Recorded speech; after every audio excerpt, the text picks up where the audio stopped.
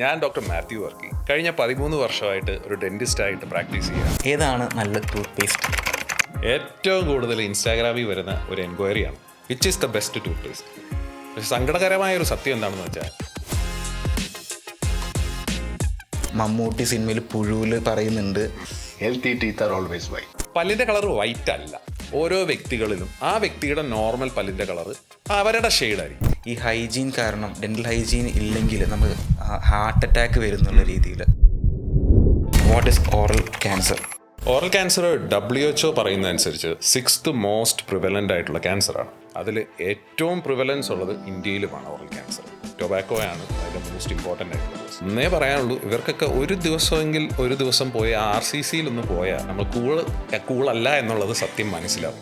Hi guys, എൻ്റെ പേര് Bahir Ahmad Shams. എൻ്റെ ഹെൽത്ത് കെയർ ടോക്സിൻ്റെ പുതിയൊരു എപ്പിസോഡിലേക്ക് എല്ലാവർക്കും സ്വാഗതം. ഇന്ന് നമ്മുടെ കൂടെയുള്ളത് വളരെ സ്പെഷ്യലായിട്ടൊരാളാണ്. ആളൊരു ഡെൻറ്റിസ്റ്റാണ്. അതുപോലെ തന്നെ ഇൻസ്റ്റഗ്രാമിലൂടെ നമ്മളെ കുറേ ചിരിപ്പിക്കുകയും നമുക്ക് കുറേ ഡെൻ്റൽ ടിപ്സ് പറഞ്ഞു തരുന്ന ഒരാളും കൂടിയാണ്. So let me invite the smiling artist doctor Mathew Varkey to the show. Hi sir. Thank you bye. എങ്ങനെ പോകുന്നു സർ ലൈഫ്? ലൈഫൊക്കെ നന്നായി പോകുന്നു. ഓക്കെ, അടിപൊളി. അപ്പോൾ സാറിനെ ഒന്ന് ഇൻട്രൊഡ്യൂസ് ചെയ്യാമോ നമ്മുടെ പ്രേക്ഷകർക്ക് വേണ്ടി? ഷോ ഞാൻ ഡോക്ടർ മാത്യു വർക്കി, ആലുവയാണ് സ്ഥലം. കഴിഞ്ഞ 13 വർഷമായിട്ട് ഒരു ഡെൻറ്റിസ്റ്റായിട്ട് പ്രാക്ടീസ് ചെയ്യുകയാണ്. ആളുകൾ കൂടുതൽ എന്നെ അറിയുന്നത് ദ സ്മൈൽ ആർട്ടിസ്റ്റ് എന്നുള്ള പേരിലാണ്. കാരണം ഡെൻ്റൽ നോളജുകളും കൊച്ചു തമാശകളും ഒക്കെ ആയിട്ട് സ്മൈൽ ആർട്ടിസ്റ്റ് എന്നുള്ള പേരിൽ ഞാനൊരു ഇൻസ്റ്റാഗ്രാം പേജ് നടത്തുന്നുണ്ട്. എനിക്കിന്നിവിടെ എൻ്റെ നോളജ് ഷെയർ ചെയ്യാൻ തന്ന അവസരത്തിനായി എൻട്രി ആപ്പിന് ഞാൻ നന്ദി പറയുന്നു. Thank you sir. അപ്പോൾ ആക്ച്വലി ഞാൻ ഈ പോഡ്കാസ്റ്റ് തുടങ്ങുന്നതിന് പ്ലാൻ ചെയ്തപ്പോൾ തന്നെ കുറേ പേര് എന്നോട് ചോദിക്കാൻ വെച്ചൊരു ക്വസ്റ്റ്യനാണ്, വാട്ട് ഈസ് ഓറൽ ക്യാൻസർ? എങ്ങനെയാണ് അത് വരുന്നത്? അത് ക്യൂറബിൾ ആണോ? ഓറൽ ക്യാൻസർ WHO പറയുന്നതനുസരിച്ച് 6th മോസ്റ്റ് പ്രിവലൻ്റ് ആയിട്ടുള്ള ക്യാൻസറാണ്. അതിൽ ഏറ്റവും പ്രിവലൻസ് ഉള്ളത് ഇന്ത്യയിലുമാണ് ഓറൽ ക്യാൻസർ. ഓറൽ ക്യാൻസറിൻ്റെ കോസസ് ഒരുമാതിരിപ്പെട്ടവർക്കൊക്കെ അറിയായിരിക്കും ഓൾറെഡി. ടൊബാക്കോയാണ് അതിൻ്റെ മോസ്റ്റ് ഇമ്പോർട്ടൻ്റ് ആയിട്ടുള്ള കോസ്. സ്മോക്ക്ഡ് ആയിട്ടുള്ള ടൊബാക്കോ ഉണ്ട്, സ്മോക്ക്ലെസ് ആയിട്ടുള്ള ടൊബാക്കോ ഉണ്ട്. സ്മോക്ക്ഡ് ആയിട്ടുള്ള ടൊബാക്കോ എന്ന് പറഞ്ഞാൽ സിഗരറ്റ്, ബീഡി എന്നൊക്കെ പറയുന്ന സാധനങ്ങളാണ് സ്മോക്ക്ഡ് ടൊബാക്കോ. സ്മോക്ക്ലെസ് ആയിട്ടുള്ളതാണ് നമ്മുടെ ഹാൻഡ്സ്, കൂൾ ലിപ്പ്, അല്ലെങ്കിൽ ബീറ്റൽ നട്ട്സിൻ്റെ മുറുക്കാൻ, അങ്ങനത്തെ സാധനങ്ങളും എല്ലാം. ഇത് രണ്ടും ആണ് ഏറ്റവും ഡേഞ്ചറസ് ആയിട്ടുള്ള ആസ്പെക്റ്റ് ഓറൽ ക്യാൻസർ ഉണ്ടാകാനുള്ളത്. ഇതിനോടൊപ്പം അല്ലെങ്കിലും അതുപോലെ തന്നെ ഇമ്പോർട്ടൻ്റ് ആയിട്ടുള്ള ഒരു കാര്യമാണ് ആൽക്കഹോൾ കൺസംഷൻ. ആൽക്കഹോൾ കൺസംഷൻ തന്നെ ഓറൽ ക്യാൻസർ ഉണ്ടാക്കാനുള്ള കഴിവ് എന്നുള്ളതിനേക്കാൾ കൂടുതൽ ഇത് രണ്ടും കൂടെ ഒരുമിച്ച് വരുമ്പോഴാണ് അത് ഭയങ്കര ഒരു ഡേഞ്ചറസ് ലെവലിലോട്ട് വളരുന്നത്. ആൽക്കഹോൾ കഴിക്കുമ്പോൾ ഒന്ന് വലിക്കുക എന്ന് പറയുന്നത് പലർക്കും ഉള്ളൊരു ശീലമായിരിക്കും. അവർ മനസ്സിലാക്കുന്നില്ല ആ ശീലത്തിലൂടെ ഒരു 30 ടൈംസ് ആക്ച്വലി ക്യാൻസറിനുള്ള സാധ്യത കൂടുകയാണ് അവർക്ക്. അതായത് ദിവസവും വലിക്കുന്ന ഒരാളെക്കാളും സാധ്യത കൂടുതൽ വരികയാണ് വല്ലപ്പോഴും വലിക്കുന്ന, ഈ വെള്ളം അടിക്കുമ്പോൾ മാത്രം വലിക്കുന്ന അവരിലും വളരെയധികം ചാൻസ് കൂടുകയാണ്. വല്ലപ്പോഴും വലിക്കുന്നതും ഭയങ്കര ഡേഞ്ചറസ് ആണ്. തീർച്ചയായിട്ടും, പ്രത്യേകിച്ച് ആൽക്കഹോൾ കൺസ്യൂം ചെയ്യുന്നതിൻ്റെ ഒപ്പം. കാരണം ഈ ആൽക്കഹോൾ കൺസ്യൂം ചെയ്യുന്ന സമയത്ത് നമ്മുടെ സെൽസിൻ്റെ പ്രോപ്പർട്ടീസിലൊക്കെ കുറച്ച് വ്യത്യാസം വരുന്നുണ്ട്, കുറച്ച് ഡീഹൈഡ്രേഷൻ വരുന്നുണ്ട്. ഈ ടൊബാക്കോയുടെ പെനട്രേഷൻ കൂടുതലായിട്ട് സംഭവിക്കാം. അപ്പോൾ ക്യാൻസർ വരാനുള്ള സാധ്യത ഒരുപാട് കൂടുകയാണ് ചെയ്യുന്നത്. ക്യാൻസർ ഇപ്പോൾ ഇതെല്ലാം ഉപയോഗിക്കുന്നതുകൊണ്ട് മാത്രമല്ല വരുന്നത്, ഒരുപാട് ഫാക്ടേഴ്സ് ഉണ്ട് ക്യാൻസർ വരുന്നത്. മൾട്ടി ഫാക്ടോറിയലാണ്. വലിക്കുന്ന എല്ലാവർക്കും ക്യാൻസർ വരുന്നില്ല. അത് പറയുന്ന പോലെ തന്നെ മൾട്ടി ഫാക്ടോറിയലാണ്. ജനറ്റിക്സ് ഒരു റോളുണ്ട്, ലൈഫ് സ്റ്റൈൽ ഒരു റോളുണ്ട്, എൻവയോൺമെൻറ്റൽ ഫാക്ടേഴ്സ് റോളുണ്ട്. ഇതെല്ലാം കൂടെ നമുക്ക് കഷ്ടമുള്ള ഒരവസ്ഥയിൽ വരുമ്പോഴാണ് ക്യാൻസർ വരുന്നത്. നമുക്ക് ചെയ്യാൻ പറ്റുന്ന കാര്യം നമ്മുടെ കൺട്രോളുള്ള കാര്യങ്ങൾ അവോയ്ഡ് ചെയ്യാൻ പറ്റുക എന്നുള്ളതേ നമുക്ക് ചെയ്യാൻ പറ്റും. അതുപോലെ തന്നെ ഓറൽ ക്യാൻസറിന് കാരണമായിട്ടുള്ളൊരു കാര്യമാണ് ഷാർപ്പായിട്ടുള്ള പല്ലുകളോ അല്ലെങ്കിൽ ചിലപ്പോൾ വെപ്പ് പല്ലുകളോ ഒക്കെ. ഈ ഷാർപ്പായിട്ടുള്ള പല്ലുകൾ പലരിലും കാണുന്നത് എങ്ങനെയാണെന്ന് വെച്ചാൽ അവർ ഈ പല്ല് ഇറുമുന്നുണ്ടാവും. നൈറ്റ് ഗ്രൈൻഡിങ് അല്ലെങ്കിൽ ബ്രക്സിസം എന്ന് പറയുന്ന ഒരു അവസ്ഥയുണ്ട്. പലരും അത് അറിയുന്നില്ല. പല്ല് ഇറുമുന്നുണ്ട്, ഞരടുന്നുണ്ടെന്നുള്ളത് അറിയില്ല. സ്ട്രെസ്ഫുൾ ആയിട്ടുള്ള ജോലി ചെയ്യുന്നവരിൽ പലരും അതുകൊണ്ട് അത് നമ്മൾ എണീറ്റിരിക്കുമ്പോൾ ചെയ്യുന്ന ഒരു കാര്യം. ഇതല്ലാതെ നൈറ്റിൽ ചെയ്യുന്ന ഒരു അവസ്ഥയുണ്ട്, ബ്രക്സിസം എന്ന് പറയുന്നത്. രാത്രി ഉറക്കത്തിലായിരിക്കും ചെയ്യുന്നത്. നമ്മൾ ആരും അറിയുന്ന പോലുമില്ല. അടുത്ത് കിടക്കുന്ന ആൾ പോലും ചിലപ്പോൾ അറിയുന്നുണ്ടാവില്ല. ഇതിൻ്റെ ലക്ഷണം എങ്ങനെയാണെന്ന് വെച്ച് കഴിഞ്ഞാൽ പല്ല് തേഞ്ഞു പോകുന്നതാണ് ഇതിൻ്റെ ലക്ഷണമായിട്ട് നമുക്ക് മനസ്സിലാവുന്ന ഒരു കാര്യം. ഈ തേഞ്ഞു പോകുന്നതിനോടൊപ്പം പല്ല് അല്പം ഷാർപ്പാവുകയും ചെയ്യും. ഈ ഷാർപ്നെസ് നമ്മൾ ഡിറ്റക്ട് ചെയ്യുന്നില്ല എന്നുണ്ടെങ്കിൽ അത് ചെറിയ മുറിവുകൾ ഉണ്ടാക്കിക്കൊണ്ടിരിക്കും. വലിയ വേദനയോ ബുദ്ധിമുട്ടോ ഒന്നും ഉണ്ടാകത്തില്ല. ഈ ഒരു സമയത്ത് അത് പ്രോപ്പറായിട്ട് നമ്മൾ അഡ്രസ്സ് ചെയ്യുന്നില്ല എന്നുണ്ടെങ്കിൽ ഇതിങ്ങനെ കണ്ടിന്യൂ ചെയ്തുകൊണ്ടിരിക്കും. ഈ കോൺസ്റ്റൻ്റ് ആയിട്ടുള്ള ട്രോമ പതുക്കെ ഓറൽ ക്യാൻസറിലോട്ട് കൺവേർട്ട് ചെയ്യണം. അപ്പോൾ നമുക്കെങ്ങനെ തിരിച്ചറിയാൻ പറ്റുക നമ്മളങ്ങനെ? ഇതിനാണ് ഏറ്റവും ഇമ്പോർട്ടൻ്റ് ആയിട്ട് നമ്മൾ പറയുന്നത് 6 മാസത്തിൽ അല്ലെങ്കിൽ 1 വർഷത്തിൽ ഒരു ഡെൻ്റൽ ചെക്കപ്പ് നടത്തണമെന്നുള്ളത് പറയുന്നത്. ഇതുപോലത്തെ ചെറിയ ലീഷൻസ് ബിഗിൻ ചെയ്യുമ്പോൾ തന്നെ നമുക്കത് കണ്ടുപിടിക്കാൻ സാധിക്കും. അപ്പോൾ ഒരു 5-10 മിനിറ്റ് നേരത്തെ കാര്യമേ കാണുള്ളൂ ഇപ്പോൾ ഈ ഷാർപ്നെസ് റെഡ്യൂസ് ചെയ്യുക എന്നൊക്കെ പറയുന്നത്. പക്ഷേ അത് ചെയ്യാതിരിക്കുമ്പോൾ നമ്മുടെ വർഷങ്ങളായിരിക്കും ചിലപ്പോൾ ജീവിതത്തിൽ നഷ്ടപ്പെടുന്നത്. ഓറൽ ക്യാൻസർ ക്യൂറബിൾ ആണോ എന്ന് ചോദിച്ചു. ക്യൂറബിൾ എന്ന് പറയുന്നതിനേക്കാൾ നല്ല ഓറൽ ക്യാൻസർ പ്രിവെൻറ്റബിൾ ആണ്. വരാതെ നോക്കാൻ നമുക്ക് സാധിക്കും. കാരണം ഈ പറഞ്ഞ കാര്യങ്ങളെല്ലാം ശ്രദ്ധിക്കുകയാണെങ്കിൽ വരേണ്ട ഒരു കാര്യമില്ലാത്ത കാര്യമാണ് ഓറൽ ക്യാൻസർ. അപ്പോൾ ആ ഒരു ആസ്പെക്റ്റിലാണ് നമ്മൾ ആദ്യം ചിന്തിക്കേണ്ടത്. ഇനി ക്യൂറബിൾ ആണോ എന്ന് ചോദിക്കുമ്പോൾ അവിടെയും ഇമ്പോർട്ടൻസ് വരുന്നത് ഇത് എപ്പോഴാണ് നമ്മൾ കണ്ടുപിടിക്കുന്നത് എന്നുള്ളതാണ്. ഏർലി ഡിറ്റക്ഷൻ ആണ് ഏതൊരു ക്യാൻസറും പോലെ തന്നെ ഓറൽ ക്യാൻസറിലും ഇമ്പോർട്ടൻ്റ് ആയിട്ടുള്ള കാര്യം. നേരത്തെ തന്നെ കണ്ടുപിടിക്കുകയാണെങ്കിൽ സ്റ്റേജ് 1 സ്റ്റേജ് 2 ഒക്കെ ലെവലിൽ കണ്ടുപിടിക്കുകയാണെങ്കിൽ പ്രോഗ്നോസിസ് വളരെ നല്ലതാണ്.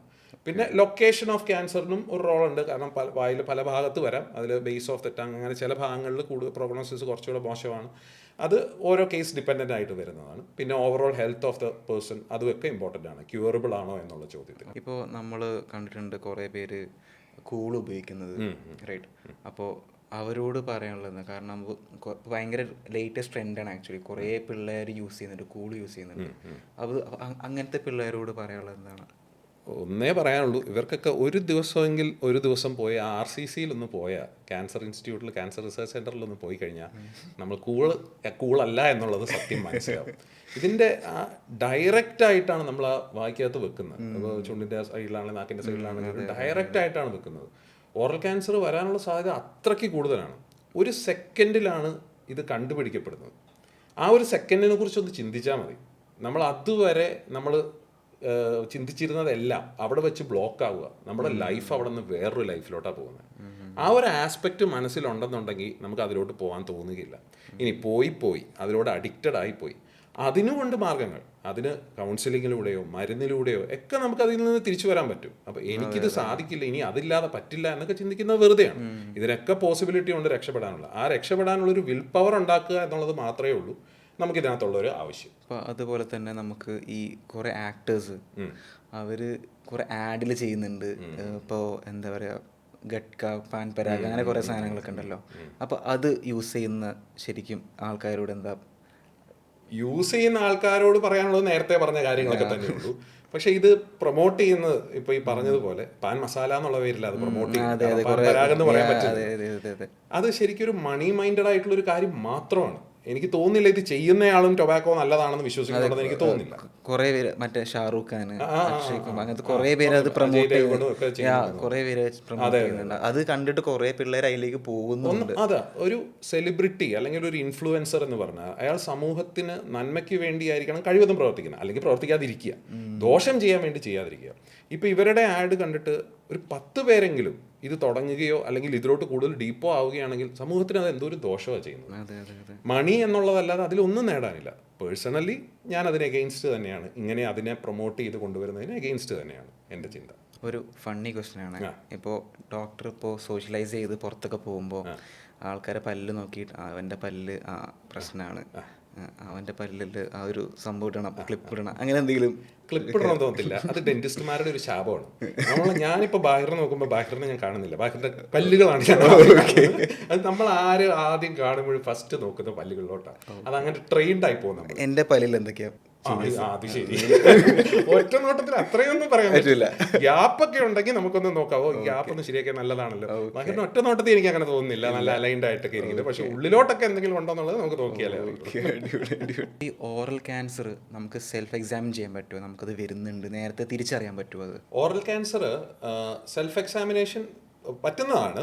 ഒരു പരിധി വരെ നമുക്കത് ഹെൽപ്പ് ചെയ്യുകയും ചെയ്യും. ഓറൽ ക്യാൻസർ ഇപ്പോൾ നമുക്ക് വീട്ടിൽ നമുക്ക് സമയമുള്ളപ്പോൾ എങ്ങനെ എക്സാമിൻ ചെയ്യാമെന്ന് ഞാൻ ജസ്റ്റ് ഒന്ന് പറഞ്ഞുതരാം. ഒരു കണ്ണാടിയുടെ മുമ്പിൽ ഇരിക്കുക. ആദ്യം നമ്മുടെ ഫേസ് കണ്ണാടിയിൽ നോക്കിയിട്ട് 2 സൈഡിലോട്ടും ഒക്കെ തിരിച്ചു നോക്കുക. എന്തെങ്കിലും നോർമലിൽ നിന്നും കൂടുതലായിട്ട് സ്വെല്ലിങ്സോ മറ്റെന്തെങ്കിലുമോ കാണുന്നുണ്ടോ എന്നുള്ളത്. പിന്നെ നമ്മൾ നെക്കിലൂടെ വിരലുകളൊന്ന് ഓടിച്ചു നോക്കുക. ചെറിയ നോഡ്യൂൾസ് പോലെ കഴല വരിക എന്നൊക്കെ പറയുന്ന ഒരു അവസ്ഥയുണ്ട്. അതുപോലത്തെ എന്തെങ്കിലുമൊക്കെ ഉണ്ടോ? ഈ കഴല വരുന്ന എല്ലാം ക്യാൻസർ ഒന്നും അല്ല, എങ്കിലും അത് ഒരു നമുക്ക് ചെക്ക് ചെയ്യാവുന്ന ഒരു കാര്യമാണ്. അതിനുശേഷം നമ്മുടെ ലോവർ ലിപ്പ് താഴോട്ട് മാറ്റി ആ ഭാഗങ്ങളിൽ എന്തെങ്കിലും റെഡ്നെസ്, അങ്ങനത്തെ അൾസറേഷൻസ്, അതും വീണ്ടും ഞാൻ പറയുന്നു അൾസേഴ്സ് എല്ലാം ക്യാൻസർ അല്ല. പിന്നെ അപ്പർ ലിപ്പിൻ്റെ നോക്കുക. അതിനുശേഷം ടങ് പുറത്തോട്ട് നീക്കി സൈഡിൽ ഈ നേരത്തെ ഞാൻ പറഞ്ഞല്ലോ ഷാർപ്പായിട്ടുള്ളത് ഒരയുന്ന കാര്യങ്ങളൊക്കെ അതൊക്കെ ഈ ടങ്ങിന്റെ സൈഡിലൊക്കെ കൂടുതൽ കാണാറ്. പലപ്പോഴും അത് ശ്രദ്ധിക്കണമെന്നില്ല. ടങ്ങിന്റെ സൈഡിൽ നോക്കുക, എന്തെങ്കിലും പ്രത്യേകം നോർമലിൽ നിന്ന് കൂടുതലായിട്ട് എന്തെങ്കിലും ആ ഒരു പറഞ്ഞ സംഭവം മറ്റേ നമ്മൾ ഉരയ്ക്കുന്ന സംഭവം, അപ്പൊ ഈ സാധനങ്ങൾ ടൊബാക്കോ യൂസ് ചെയ്യാത്ത ആൾക്കാർക്ക് കൂടിയും വരാം. നമുക്ക് ഇത് ടൊബാക്കോ എന്ന് പറയുന്ന ഒരു അഡിക്റ്റീവ് ഫാക്ടറാണ്. അതല്ലാതെ ഇത് മാത്രം, അതായത് കണ്ടിന്യൂസ് ആയിട്ടുള്ള ഒരു ട്രോമ കൊണ്ട് മാത്രം ഓറൽ ക്യാൻസറിലോട്ട് കൺവേർട്ടഡും ആവാം. അതിന് ടൊബാക്കോ യൂസ് ചെയ്യണമെന്ന് ഒരു നിർബന്ധമില്ല. ടൊബാക്കോ ഒരു അഡിക്റ്റീവ് ഫാക്ടറാണ്. ഇത് രണ്ടും കൂടെ ഉള്ളവരിൽ കൂടുതൽ സാധ്യതയുണ്ടെന്ന് പറയും. സാധാരണ ആൾക്കാരും ഇത് ശ്രദ്ധിക്കണം. തീർച്ചയായിട്ടും. സ്വന്തം പല്ല് മാത്രമല്ല, ഈ വെപ്പുപല്ല് വെക്കുന്നത്, പലപ്പോഴും ഈ ഊരുന്ന വെപ്പുപല്ല് വെക്കുന്നവരിൽ ചെറിയ കമ്പിയുള്ള ഇതൊക്കെ ഉള്ളതിലും അതിലും ഒക്കെ വരയാറുണ്ട്. ഫിക്സ് ചെയ്ത് പല്ല് വെക്കുന്ന മാർഗ്ഗങ്ങളുണ്ട്, ഊരുന്ന പല്ല് വെക്കുന്ന മാർഗ്ഗങ്ങളുണ്ട്. ഊരുന്ന പല്ല് വെക്കുന്നവരിലും ചിലപ്പോൾ ചെറിയ ഷാർപ്നെസ് ഒക്കെ ഉണ്ടാവാം. അത് ചിലപ്പോൾ ഒരു മടി കാരണം അതങ്ങ് ഇരിക്കട്ടെ, അത് കുഴപ്പമില്ല, അഡ്ജസ്റ്റ് ചെയ്ത് അങ്ങനെയൊക്കെ പോകുമ്പോഴും ഇതുപോലെ കൺവേർട്ടഡ് ആവും. എപ്പോഴും സംഭവിക്കണമെന്നില്ല, പക്ഷെ നമ്മുടെ കഷ്ടകാലത്തിന് സംഭവിച്ചെന്നിരിക്കും. ഇതൊക്കെ ഈസിലി ശരിയാക്കാവുന്ന കാര്യങ്ങളല്ലേ. അപ്പോൾ ഞാൻ നേരത്തെ പറഞ്ഞത് കണ്ടിന്യൂ ചെയ്യാം. അതിനുശേഷം നമുക്ക് നോക്കേണ്ടതാണ് കവിളിനകത്തുള്ളത്. ഈ നേരത്തെ ചോദിച്ചില്ല നമുക്ക് ക്യാൻസർ ഐഡന്റിഫൈ ചെയ്യാൻ പറ്റുമോ? നമ്മുടെ ഓറൽ ക്യാൻസറിന്റെ പലതും പ്രീ ക്യാൻസറസ് ആയിട്ടുള്ള കുറെ ലീഷൻസ് വരും. വെള്ളപ്പാടുകൾ, ചുവന്ന പാടുകളൊക്കെ ആയിട്ട് പ്രീ ക്യാൻസറസ് ആയിട്ടുള്ള ഒരു ലീഷൻസ് വരും. ഒരുപാട് ക്യാൻസേഴ്സ് അപ്പോൾ നമുക്ക് നേരത്തെ ഡിറ്റക്ട് ചെയ്യാൻ പറ്റും. ഈ പ്രീ ക്യാൻസറസ് ലീഷൻസ് അതിൻ്റെ സമയത്ത് തന്നെ ട്രീറ്റ് ചെയ്യുകയോ അല്ലെങ്കിൽ നമ്മുടെ ലൈഫ് സ്റ്റൈലിൽ വേണ്ട മോഡിഫിക്കേഷൻ ചെയ്യുകയോ ചെയ്താൽ അത് ക്യാൻസറിലോട്ട് കൺവേർട്ടഡ് ആകാതെ നോക്കാൻ പറ്റും. അവിടെയാണ് ഇതിൻ്റെയൊക്കെ ഇമ്പോർട്ടൻസ് വരുന്നത്. അപ്പോൾ ഇത് ഏറ്റവും കൂടുതൽ കാണുന്നത് കവിളിനകത്ത്, നാക്കിൻ്റെ സൈഡിലൊക്കെയാണ് ഈ കാണുന്നത്. അപ്പോൾ നമ്മൾ തന്നെ അത് ചെക്ക് ചെയ്യുക. ഇപ്പോൾ ഇത് കണ്ടിട്ട് ആരെങ്കിലും ഇപ്പോൾ പോയി ചെക്ക് ചെയ്തിട്ട് ഒരു വെള്ളപ്പാട് കണ്ടാൽ ഉടനെ അയ്യോ ക്യാൻസർ ആയോ അല്ലെങ്കിൽ പ്രീ ക്യാൻസർ അങ്ങനെയും ചിന്തിക്കേണ്ട. കാരണം നോർമൽ ആയിട്ടുള്ള പല വേരിയേഷൻസും ഉണ്ട് ഇതിൽ. അതുകൊണ്ടാണ് ഞാൻ പറഞ്ഞത്, നമ്മളിത് ചെയ്യുമ്പോഴും വീട്ടിൽ തന്നെ ചെയ്യുന്നതിന് ഒരു പരിമിതിയുണ്ട്. നമ്മൾക്ക് തന്നെ മനസ്സിലാക്കാവുന്നതിന് ചില പരിമിതികളുണ്ട്. എന്നാലും ഔട്ട് ഓഫ് ദ ഓർഡിനറി എന്തെങ്കിലും സംഭവിക്കുന്നുണ്ടെങ്കിൽ ഉടനെ ഡോക്ടറെ കാണണമെന്ന് നമുക്ക് തിരിച്ചറിയാൻ സാധിക്കും. ഈ വീഡിയോ കണ്ടിട്ട് ആരും പെട്ടെന്ന് അയ്യോ കിട്ടിയല്ലോ. അതെ. അതായത് അതിന്റെ ഒരു ഉദാഹരണം ഞാൻ പറയാം. വായിൽ ചെറിയ നോർമലി വരുന്ന ഒരു അൾസറേഷൻസ് വരാം, ആഫ്റ്റർ സൾസേഴ്സ് പറഞ്ഞു വരാം. ഈ ആഫ്റ്റർ സൾസേഴ്സ് വരുമ്പോഴും ചിലപ്പോൾ ഈ ലിംഫ് നോഡുകളൊക്കെ ചിലപ്പോൾ വരാം. അത് ഇച്ചിരി ഇൻഫെക്റ്റഡ് ആയിട്ടൊക്കെ വരുന്നെങ്കിൽ. അപ്പോൾ ഇത് രണ്ടും കൂടെ കണക്ട് ആയി കഴിഞ്ഞ് കഴിയുമ്പോൾ ടെൻഷൻ അടിച്ചിട്ട് ചിലപ്പോൾ ആൾക്കാർ വിളിക്കാറുണ്ട്. ചിലപ്പോൾ അങ്ങനെ കോള് വരാറുണ്ട്, ഡോക്ടറെ എനിക്ക് വായിൽ ഇങ്ങനെ വലിയൊരു അൾസർ ഉണ്ട്, ഇത് ഇപ്പം ഉണങ്ങിയിട്ടില്ല, 4 ദിവസമായി, ക്യാൻസർ വല്ലതും ആയിരിക്കും, അതാണ് ചോദിക്കുന്നത്. അവര് പേടിച്ചിട്ടാ ചോദിക്കുന്നത്. അപ്പൊ ചിലപ്പോൾ ഇതുപോലെ ഏതെങ്കിലും ഒക്കെ യൂട്യൂബ് എടുത്ത് നോക്കുമ്പോൾ ഇതുപോലെ ലിംഫ് നോഡിന്റെ കഥയെ കണ്ടിട്ടുണ്ടോ, അതും കൂടെ കണ്ടു കഴിഞ്ഞാൽ തീർച്ചയായും ആൾക്കാർ വിളിക്കും.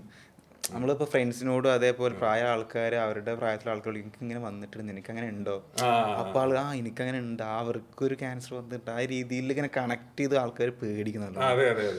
അതെ ഇതിലും ഭയമല്ല, ജാഗ്രതയാണ് വേണ്ടതെന്ന് പറയുന്ന പോലെ തന്നെയാണ്. നമ്മൾ ഇങ്ങനെ എന്തെങ്കിലും കണ്ടാ പോയിട്ട് ഡെന്റിസ്റ്റിനെ കാണുക, അതിന്റെ എന്താണെന്നുള്ളത് മനസ്സിലാക്കുക. മിക്കപ്പോഴും പ്രശ്നമൊന്നും ഇല്ലായിരിക്കും, പക്ഷെ അത് നമ്മളങ്ങനെ നിസ്സാരമായി കാണരുത്. ഞാൻ ഈ അടുത്തൊരു വീഡിയോയിൽ കണ്ടാണ് ഈ ഹൈജീൻ കാരണം, ഡെന്റൽ ഹൈജീൻ ഇല്ലെങ്കിൽ നമുക്ക് ഹാർട്ട് അറ്റാക്ക് വരുന്നുള്ള രീതിയിൽ.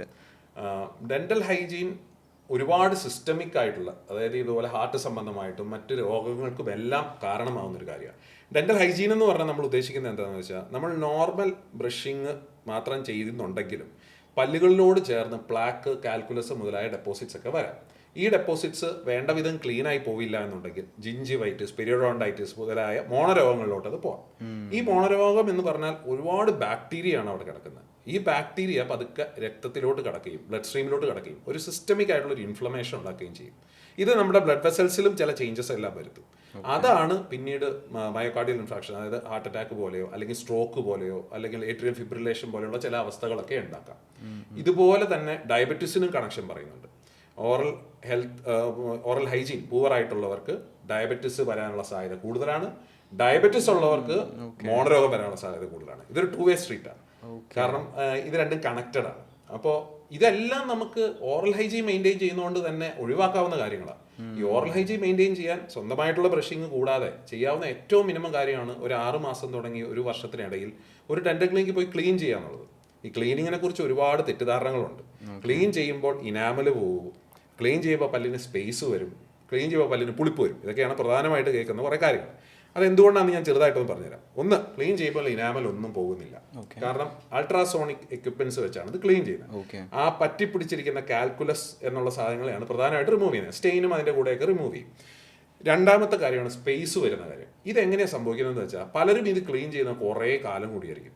ആ സമയത്തേക്ക് പല്ലുകളുടെ ഗ്യാപ്പുകളിലൊക്കെ ഈ കാൽക്കുലസ് വന്ന് ഇരിപ്പുണ്ടാവും.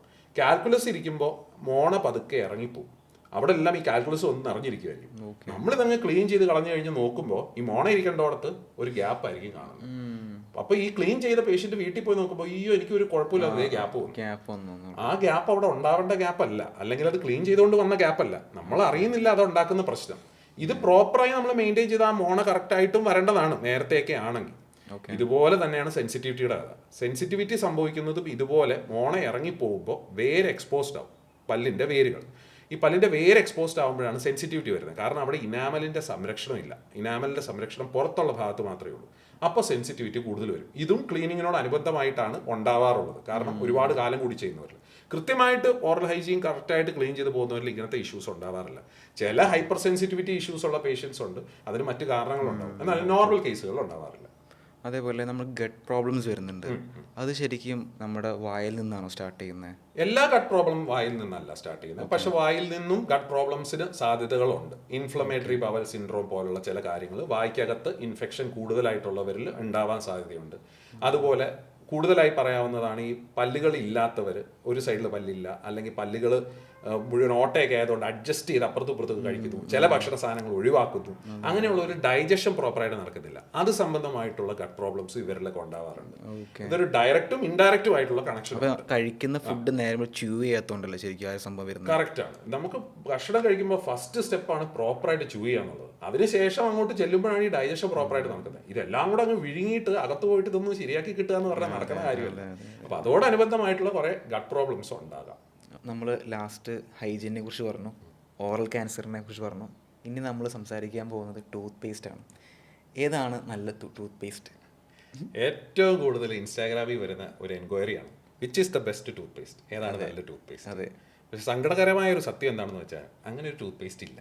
ഇപ്പോൾ കുറേ ആഡ് വരുന്നുണ്ട്, ക്ലോസപ്പ്, കോൾഗേറ്റ്, 99% നമ്മൾ ക്ലീൻ ആക്കി കൊടുക്കുന്നു, പല്ല് വെളുപ്പിക്കുന്നു എന്നൊക്കെ പറയുന്നില്ലേ. അപ്പോൾ നമ്മളിപ്പോൾ ഒരു സൂപ്പർ മാർക്കറ്റിൽ പോയി കഴിഞ്ഞാൽ നമുക്ക് കുറേ പേസ്റ്റ് കാണാൻ പറ്റും.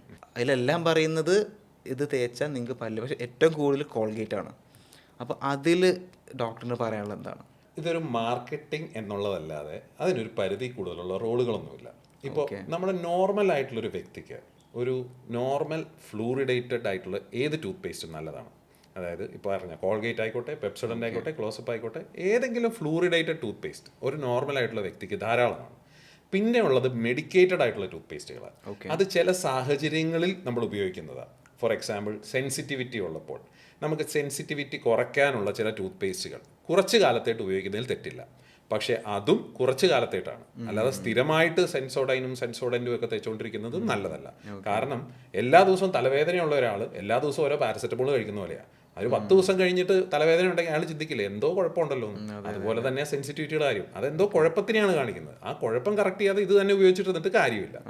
പിന്നെ വരുന്നതാണ് ഗം ഇഷ്യൂസ് ഉള്ളവർക്ക് വേണ്ടിയുള്ള ടൂത്ത് പേസ്റ്റ്. അത് കുറച്ചുകൂടി ആന്റി ഇൻഫ്ലമേറ്ററി കൂടുതലായിട്ട് കണ്ടന്റ് ഉള്ള ടൂത്ത് പേസ്റ്റുകളാണ്. അതും കുറച്ച് കാലത്തായിട്ട് ഉപയോഗിക്കുന്ന ഒരു സാധനം മാത്രമാണ്. പിന്നെ ചില സൈലിറ്റോളൊക്കെ അടങ്ങുന്ന ഡ്രൈ മൗത്തിന് വേണ്ടിയുള്ള ടൂത്ത് പേസ്റ്റുകളുണ്ട്. അങ്ങനെ മെഡിക്കേറ്റഡ് ആയിട്ടുള്ള ചില ടൂത്ത് പേസ്റ്റുകൾ ചില അവസരങ്ങളിൽ ഉപയോഗിക്കാമെന്നുള്ളതല്ലാതെ നോർമൽ ആയിട്ടുള്ള ഏത് ടൂത്ത് പേസ്റ്റും ധാരാളമാണ്. ബാക്കിയെല്ലാം ഒരു മാർക്കറ്റിംഗ് ഗിമിക്കാണ്. ഈ പറഞ്ഞ 99% കഥയാണെങ്കിലും അതൊക്കെ ഒരു കൺട്രോൾഡ് എൻവയോൺമെന്റിൽ സ്റ്റഡി നടത്തുമ്പോൾ ശരിയായിരിക്കാം. പക്ഷെ അതൊക്കെ പ്രാക്ടിക്കൽ ലെവലിൽ നമ്മൾ എങ്ങനെ ബ്രഷ് ചെയ്യുന്നു, എങ്ങനെ പ്രോപ്പറായിട്ട് മെയിൻറ്റെയിൻ ചെയ്യുന്നു, അതൊക്കെയാണ് കൂടുതലായിട്ട് ഇമ്പോർട്ടൻ്റ് ആയിട്ടുള്ള സാധനം. അല്ലാതെ ഈ പേസ്റ്റ് വായിലോട്ട് വെച്ച ഉടനെ അത് 99% അടുക്കളയും എടുത്ത് പുറത്തോട്ട് കളയില്ല. അങ്ങനെ ടൂത്ത് പേസ്റ്റ് പറഞ്ഞ പോലെ തന്നെ ഇപ്പോൾ നമ്മൾ മാർക്കറ്റിൽ അത് വീഡിയോസിലൊക്കെ കാണുന്ന പോലെ സോഫ്റ്റ് ബ്രിസിൽസ്, ഹാർഡ് ബ്രിസിൽസ് എന്ന് പറയുന്നുണ്ട്. ഇപ്പോൾ ഞാൻ ഇപ്പോൾ യൂസ് ചെയ്യുന്ന സോഫ്റ്റ് ബ്രിസിൽസ് ആണ്. ഇപ്പോൾ ചിലവർ പറയുന്ന ഈ ഹാർഡ് ബ്രിസിൽസ് ആണ് യൂസ് ചെയ്യേണ്ടത്. ശരിക്കും ആൾക്കാർക്ക് അതിലൊരു കൺഫ്യൂഷൻ ഉണ്ട്. ഞാൻ തന്നെ യൂട്യൂബിലും അടിച്ചിട്ട് ഞാൻ ഏത് യൂസ് ചെയ്യേണ്ടതെന്നുള്ളത്. അപ്പോൾ അതിനുള്ളൊരു ആൻസർ എന്താണ്? അത് സെർച്ച് ചെയ്തപ്പോൾ എന്താ കിട്ടിയേ? എന്നോട് പറഞ്ഞത് സോഫ്റ്റ് എന്നാണ് പറഞ്ഞത്. പക്ഷെ ചിലത് യൂട്യൂബിൽ നമ്മൾ നോക്കുമ്പോൾ ഹാർഡ് എന്ന് പറയുന്നുണ്ട്.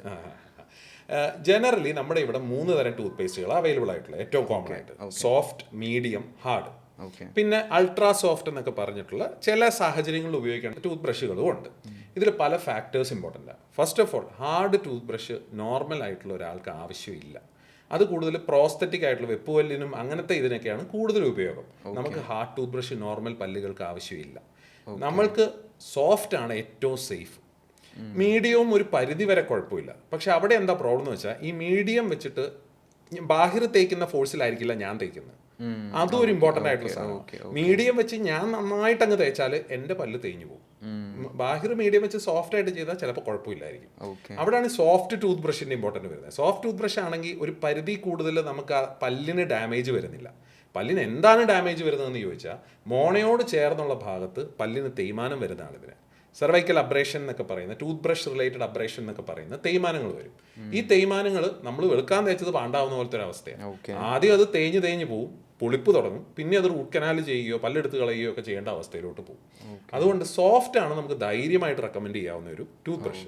അപ്പോൾ മീഡിയം ഈ പറഞ്ഞ പോലെ നമ്മുടെ ടൂത്ത് ബ്രഷിങ് അധികം ഫോഴ്സ്ഫുള്ളി അല്ലെന്നുണ്ടെങ്കിൽ മീഡിയം ചിലപ്പോൾ കുഴപ്പം ഉണ്ടായിരിക്കില്ല. പക്ഷെ ഇതൊക്കെ എങ്ങനെ മെഷർ ചെയ്യും, എത്ര ഫോഴ്സിലാണ് ബാഹിർ ചെയ്യുന്നത് ഞാൻ ചോദിച്ചാൽ ബാഹിറിന് പറയാൻ പറ്റില്ല. ബാഹിർ 2 ജിമ്മൊക്കെ എടുത്തിട്ട് പോയിട്ട് ഇതൊക്കെ പിടിച്ചാൽ അതും പിടിക്കും നന്നായിട്ട്. ഓക്കെ. അപ്പോൾ ഈ വെപ്പ് പല്ല് വെക്കുന്നവർക്കാണ് ശരിക്കും പറഞ്ഞാൽ ഈ ഹാർഡ് ബ്രിസിൽസ് വെച്ചിട്ട് വെപ്പ് പല്ല് വെക്കുന്ന, അവർക്ക് മറ്റതും യൂസ് ചെയ്യാം. പക്ഷെ വെപ്പ് പല്ല് വെക്കുന്നവർക്ക് അത് കുറച്ചുകൂടെ ഉപയോഗിക്കാൻ പറ്റും. ഇതുപോലെ തന്നെ ഇമ്പോർട്ടൻ്റ് ആണ് ബാഹിർ, ഇത് വെഞ്ചാമര വിരിയുന്ന പോലെ വിരിഞ്ഞിരുന്നിട്ട് ഉപയോഗിക്കരുത്. നമുക്കൊരു 3 മാസം കൂടുമ്പോൾ ടൂത്ത് ബ്രഷ് മാറ്റണം. ഈ 3 മാസത്തിന് മുമ്പ് ഈ വെഞ്ചാമരം വിരിയുന്നുണ്ടെങ്കിൽ അതിന്റെ അർത്ഥം നമ്മുടെ ബ്രഷിങ് പ്രശ്നമാണ്. ഞാൻ ഈ പറഞ്ഞ പോലെ നന്നായിട്ട് ഉരയ്ക്കുന്നുണ്ട്. ഉദാഹരണത്തിന് സോഫ്റ്റ് ടൂത്ത് ബ്രഷ് വാങ്ങിക്കുന്നു, 1 മാസം കഴിഞ്ഞപ്പോൾ തന്നെ അതിങ്ങനെ വിടർന്നു വന്നാൽ അതിന്റെ അർത്ഥം നമ്മളിട്ട് ഉരയ്ക്കുന്നതിന്റെ പ്രശ്നമാണ്. അത്രയും ഉരയ്ക്കേണ്ട ആവശ്യമില്ല. അപ്പൊ ബ്രഷിങ് ടെക്നിക്കാണ് അവിടെ ഇമ്പോർട്ടന്റ് മോർ ദാൻ എനിത്തിങ്. ബാക്കിയൊക്കെ ടൂൾസ് ആണ്. ഈ കുട്ടികളുടെ ടൂത്ത് പേസ്റ്റ് ഉണ്ടല്ലോ, ഇപ്പോൾ മാർക്കറ്റിൽ കുറേ ടൂത്ത് പേസ്റ്റ് ഇറങ്ങുന്നുണ്ട്. ഇപ്പോൾ അവഞ്ചേഴ്സിൻ്റെ ഒരു പുതിയ പടം ഇറങ്ങിക്കഴിഞ്ഞാൽ അയൺമാനിൻ്റെ, ക്യാപ്റ്റൻ അമേരിക്കയുടെ ഒക്കെ ഫോട്ടോ വെച്ച് കുറേ ടൂത്ത് പേസ്റ്റ് ഇറങ്ങുന്നുണ്ട്. അപ്പോൾ കുട്ടികൾ ഉപയോഗിക്കുന്ന ടൂത്ത് പേസ്റ്റ് എങ്ങനെയാണ് അത്? അതേപോലെ കുട്ടികളുടെ ടൂത്ത് പേസ്റ്റ് നമുക്ക് ഉപയോഗിക്കാൻ പറ്റുമോ? കാരണം നല്ല ടേസ്റ്റ് ആണല്ലോ. അതെ, കുട്ടികളുടെ ടൂത്ത് പേസ്റ്റ് നമുക്ക് ഉപയോഗിക്കുന്നതിന് കുഴപ്പമൊന്നുമില്ല. കുട്ടികളുടെ ടൂത്ത് പേസ്റ്റ് കുറിച്ച് ഒരു ബേസിക് ഐഡിയ ഞാൻ പറയാം. 2 വയസ്സിന് താഴെയുള്ള കുട്ടികൾക്ക് ഫ്ലൂറൈഡ് ഇല്ലാത്ത ടൂത്ത് പേസ്റ്റ് ആണ് ആവശ്യം. അപ്പോൾ ചോദിക്കാം 2 വയസ്സിന് താഴെ എന്തിനാ ടൂത്ത് പേസ്റ്റ് എന്ന്. അതിലൊരു കഥയുണ്ട്. ഈ കുട്ടി ജനിച്ച് ഒരു 6 മാസമൊക്കെ ആകുമ്പോഴാണ് ആദ്യമായിട്ട് പല്ല് പുറത്തോട്ട് വരുന്നത്. ഈ പല്ല് പുറത്ത് വന്ന് തുടങ്ങുന്ന സമയത്ത് കുട്ടി മിക്കവാറും പാല് കുടിച്ച് ഉറങ്ങുന്ന ഒരു പ്രായമൊക്കെ ആയിരിക്കും, 6 മാസം എന്നൊക്കെ പറയുന്നത്. ഈ പാല് കുടിച്ച് ഉറങ്ങുന്ന കുട്ടീനെ ശല്യപ്പെടുത്തണ്ടെന്നുള്ളതുകൊണ്ട് പാല് കുടിച്ചുകൊണ്ട് അവരങ്ങ് കിടന്നുറങ്ങുകയും ചെയ്യും. പാരൻസും പോയി കിടക്കും.